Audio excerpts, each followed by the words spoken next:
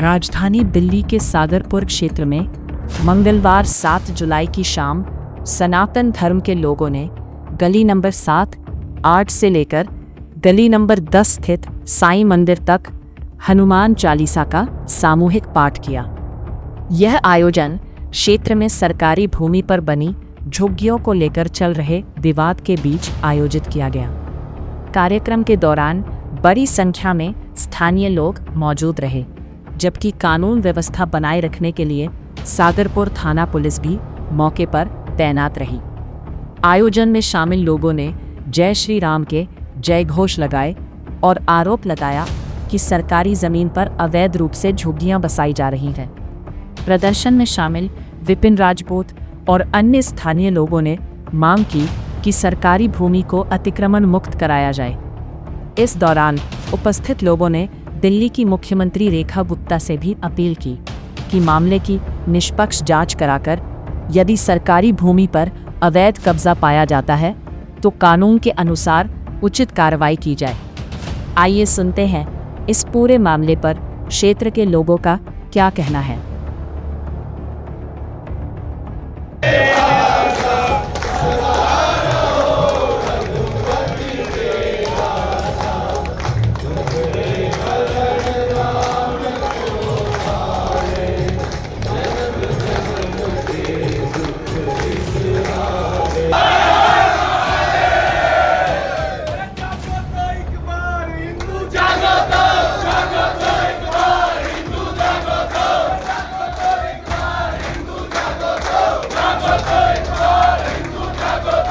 मकान बनाने में लगा दिए, लेकिन जैसे यहाँ पे हालात हैं, जैसे यहाँ पे असामाजिक तत्व क्राइम करते हैं, इलीगल एक्टिविटी करते हैं, हमारी माताएं बहनें बिल्कुल भी सेफ नहीं है। यहाँ से लोग पलायन करने की सोचते हैं ये सारी चीजें करके।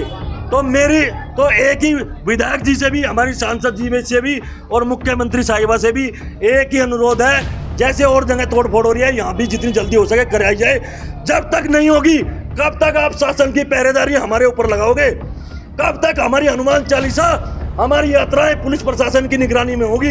कब तक अमरनाथ की यात्रा 80-80 हजार सैनिकों के बीच में संपन्न होगी? आखिर वो कौन लोग हैं जो हमें हमारी यात्राएं नहीं करने देते? वो कौन लोग हैं? वो सब जानते हैं। एक ही मजहब है उनका, कट्टरपंथ और आतंकवाद, जिनका मकसद है वो हमारी अमरनाथ यात्राएं नहीं होने दे रहे।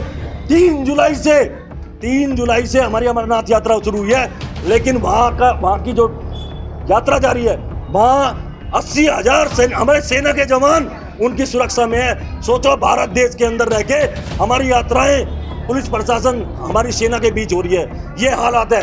आने वाले 20-30 साल में तुम्हारी पीढ़ियों का क्या होगा?